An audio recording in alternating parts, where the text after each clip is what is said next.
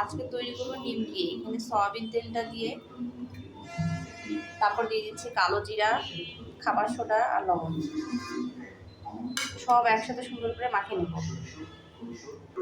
এখানে পানি ইউজ করিনি, এখানে শুধু হাত দিয়ে তেল, লবণ, কালো জিরা একসাথে মেখে নিলাম। এরপর পানি দিয়ে সুন্দর করে একটু টাইট করে মাখে নেব।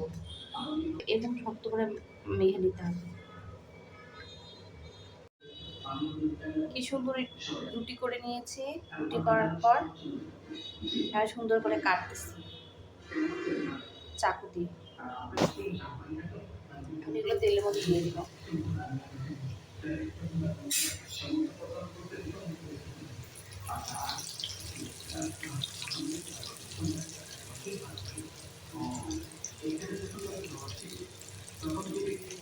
কি সুন্দর পুরো ফুলতেছে, দেখুন অনেক সুন্দর। হালকা আছে, তেলটা আগে গরম করে নিচ্ছি, তারপর এগুলো ছেড়ে দিচ্ছি। এগুলো নামিয়া খুব পছন্দ করে আমার মেয়ে, তাই তার জন্য তৈরি করা।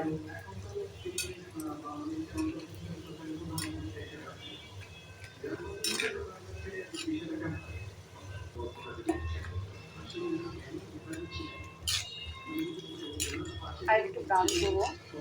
আমার মনে হয় হয়ে গেছে, এখন নামিয়ে ফেলি। ঠান্ডা হলে বাবুকে দেবো। খুব মজা, চা দিয়ে খুব মজা লাগে। আপনারা বাসায় তৈরি করলে করতে পারেন। খুব সুন্দর এবং খুব সহজ।